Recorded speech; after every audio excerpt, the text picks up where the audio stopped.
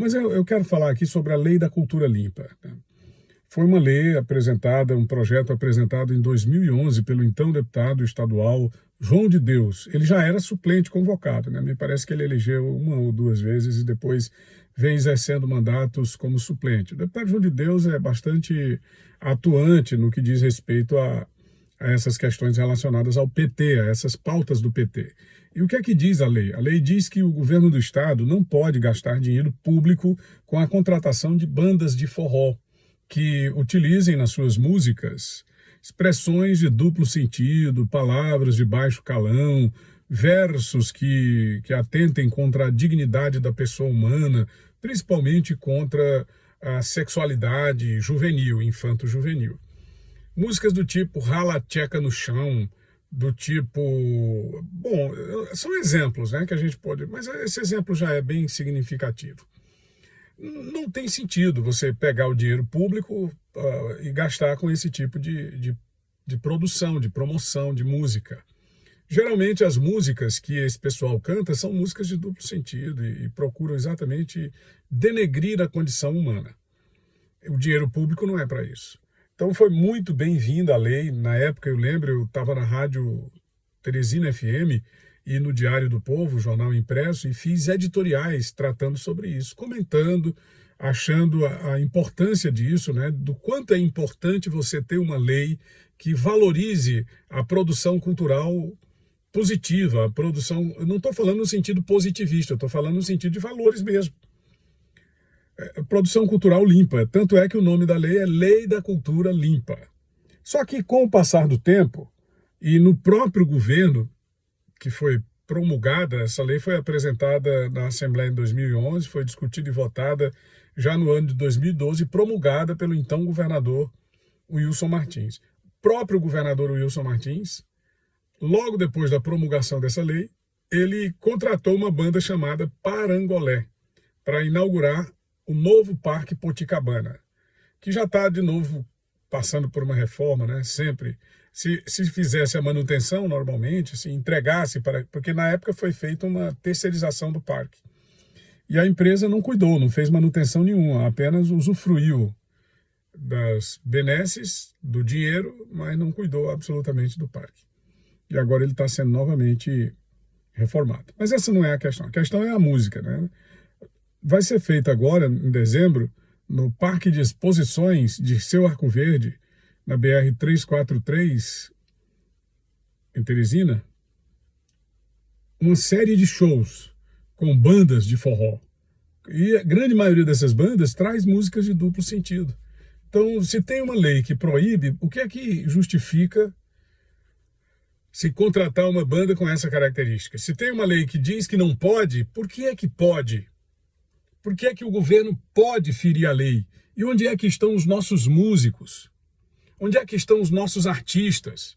Tem um comentário do meu querido Clóvis Raulino, que é o diretor de cultura do município de Altos, é economista, é uma figura de grande valor moral. Ele disse que enquanto o governo está gastando uma verdadeira fortuna, são milhões de reais, eles não são transparentes, a gente não tem nem como saber de imediato quanto é que está sendo gasto nesses eventos do Parque de Exposições. Mas são milhões de reais. E, além de tudo, passa por um processo que dificulta ainda mais a transparência, porque os deputados estaduais disfarçam através de emendas e o governo joga o dinheiro nas emendas. Quer dizer, no fim das contas, é o mesmo dinheiro. Esse dinheiro podia ser usado para emendas parlamentares que ajudassem a melhorar os hospitais, a reformar as escolas, a garantir uma fiscalização de trânsito mais eficiente, melhores rodovias para o estado do Piauí, que nós não temos. E de repente nada disso acontece, mas na hora de botar dinheiro para as bandas de forró, aí tudo bem, aí acontece. Não tem problema nenhum, né? O estado faz o investimento e acha tudo muito bacana. Mas o que é que disse o Clóvis Raulino? O Clóvis Raulino disse que enquanto o artista da terra, enquanto o artista piauiense fica passando o dia todo debaixo do sol quente, na porta de lojas, fazendo animação para o período natalino, para as promoções do comércio, ganhando o preço de uma diária R$100, R$80, eles gastam R$150 mil com a Tati Guel, R$ 200 mil com o Mano Walter, e por aí vai. Então fica bem complicado para a gente entender por que não há nenhum tipo de providência, nenhuma reação. Eu lembro que na época da festa da Puticabana, com a banda Parangolé, o Sindicato dos Músicos entrou com uma ação no Ministério Público. No que é que deu essa ação? Se ela foi julgada e houve uma sentença, ou condenatória ou não, é necessário que se tome como base essa decisão judicial para ensejar novas ações ou para buscar no Ministério Público o amparo necessário para o resguardo do dinheiro da sociedade. E para que os artistas locais sejam também contemplados. Quantos artistas locais irão participar desse evento? E qual o preço que se paga para um artista local mediante o valor que se paga para um desses elementos que vem de fora? Então esse vídeo ele tem esse objetivo de trazer essa reflexão, que eu sei que quase ninguém está fazendo, porque hoje o Piauí ninguém se importa mais. O governo do PT faz o que bem entende, o Wellington Dias já é tido como uma espécie de feiticeiro da política, ele não sai da política se não quiser, é o que as pessoas dizem, ninguém consegue tirar esse cara, é o que todo mundo diz.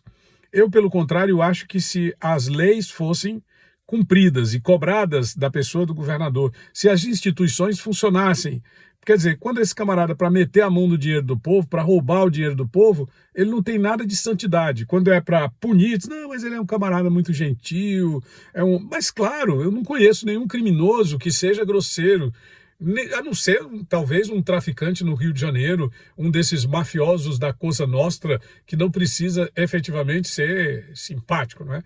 Mas quantas vezes esse camarada ele já disse uma palavra de ofensividade para algum adversário? Nenhuma. Por quê? Porque ele não pretende construir adversidades, ele pretende construir pontes para o crime, pontes para a roubalheira, para o desvio do dinheiro público, como agora está se vendo nessa questão das emendas parlamentares que financiam um evento da Expoap 2021. E eu não estou nem falando aqui sobre a questão da pandemia, porque até já tratei disso em outros vídeos, em outras oportunidades. No nosso podcast já falamos sobre isso várias vezes. Estou falando mesmo especificamente sobre a Lei da Cultura Limpa.